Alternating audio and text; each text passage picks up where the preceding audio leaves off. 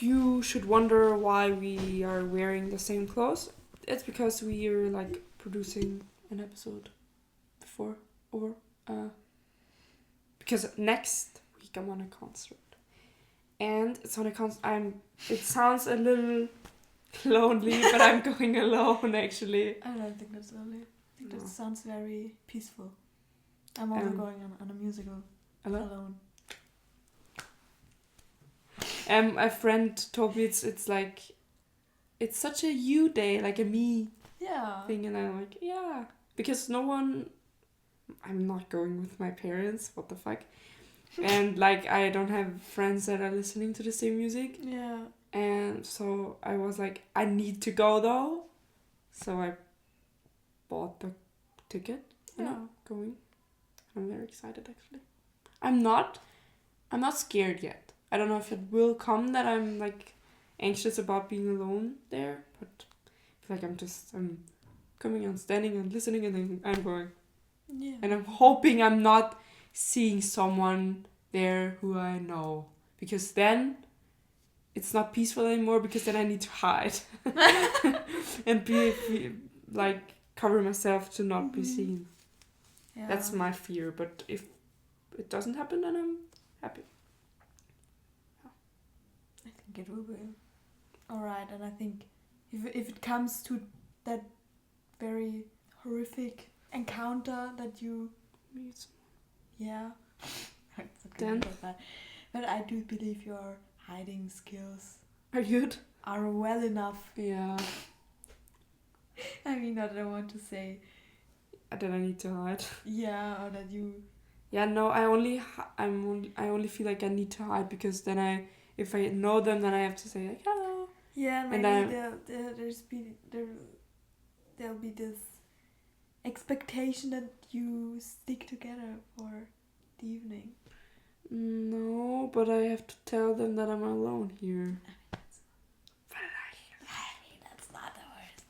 Anyways. Anyways, you wanted to? Yeah, like if this episode is a little bit lost, it's because we didn't plan anything for the second episode we're going to like record today. But on that term, it's interesting to think about it. Like, what is inspiration really? What is creativity? I don't know, because I'm very not creative sometimes. So I feel like I've lost my spark of creativity in some way.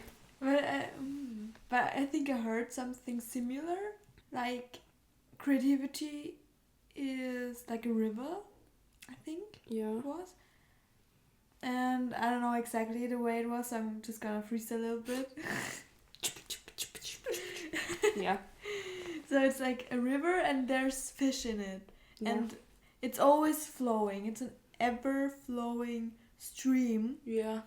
And you can always because there's always fish in it, you put your net in it and, capture the fish, like the idea. Let's say a fish is an idea.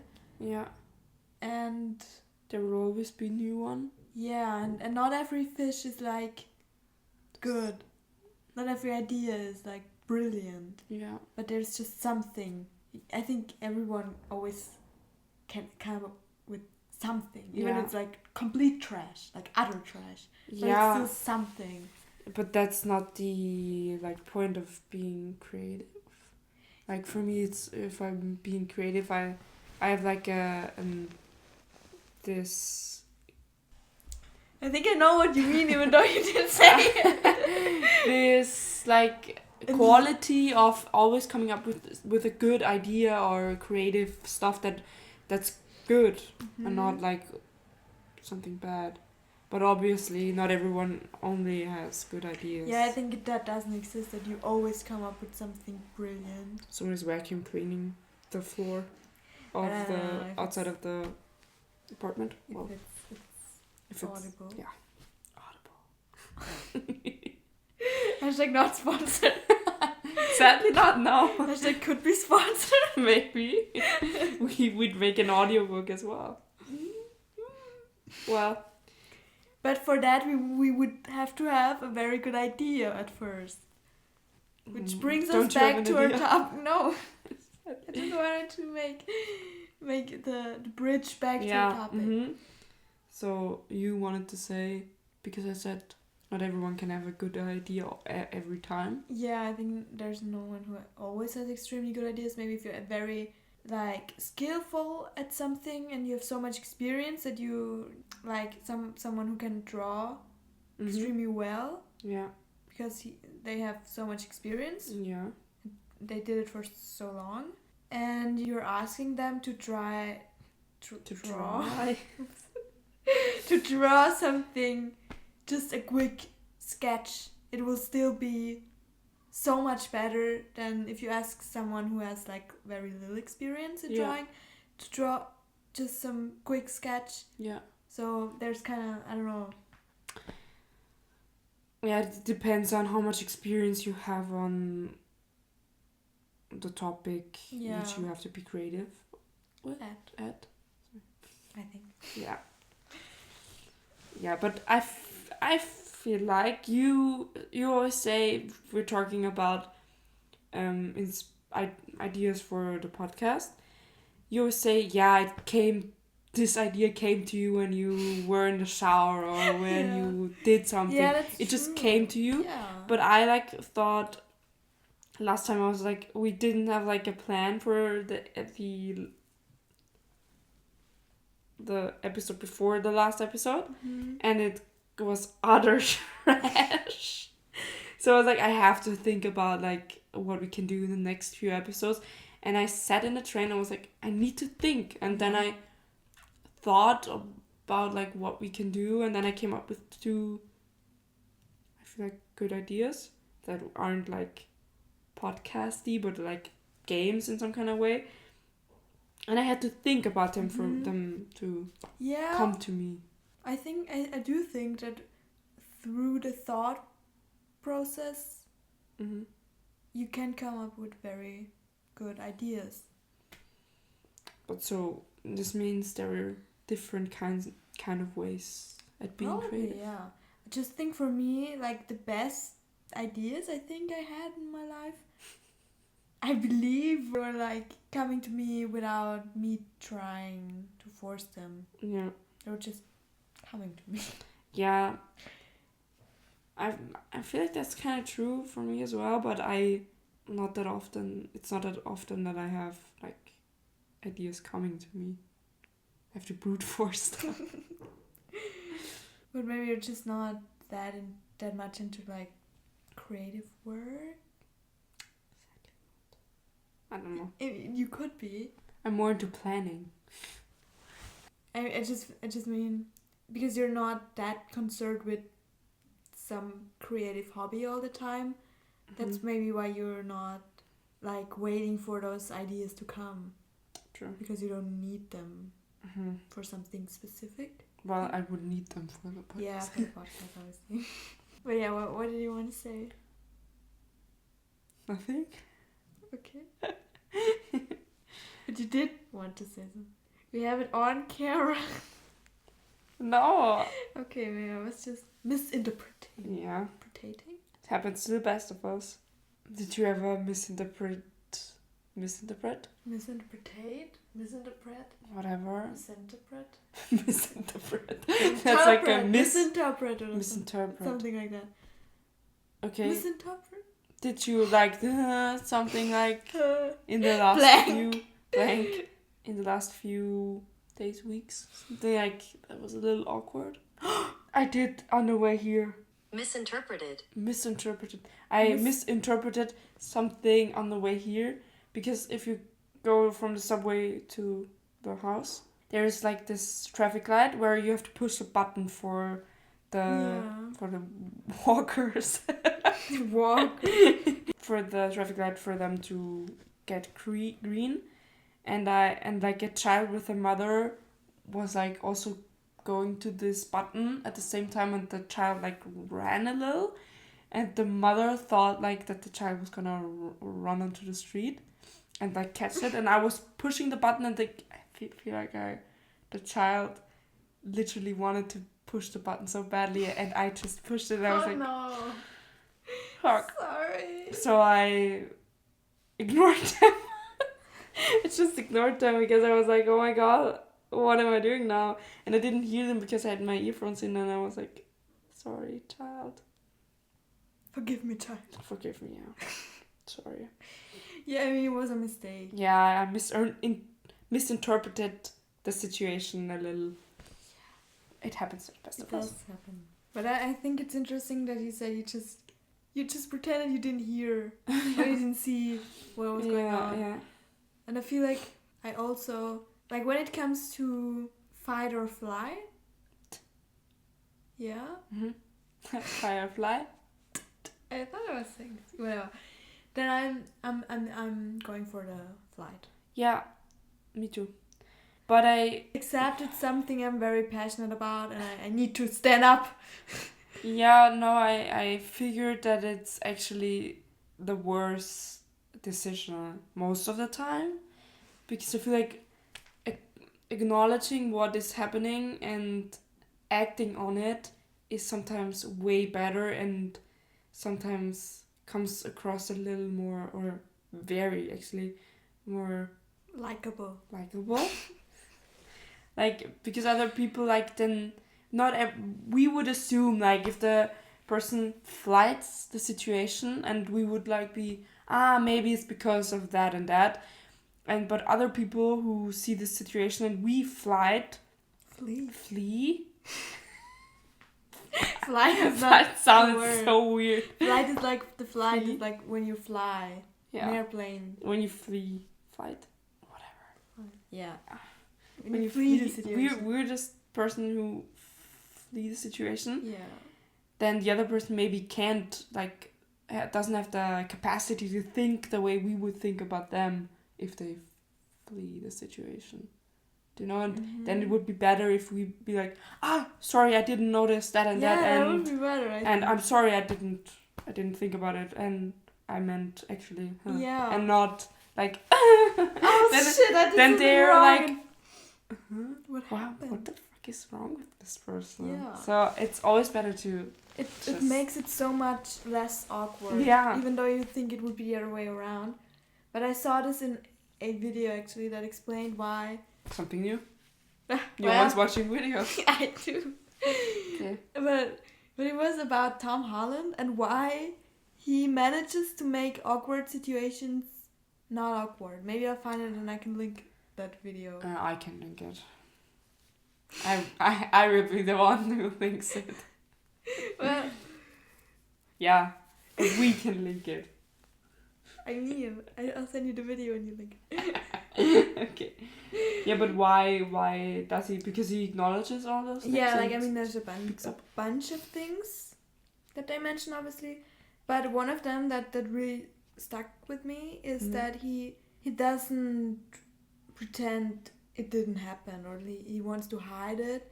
He just openly admits that he made something, he did a mistake. Yeah, he made a mistake. He made something wrong, I wanted to say, but I realized that doesn't work that way.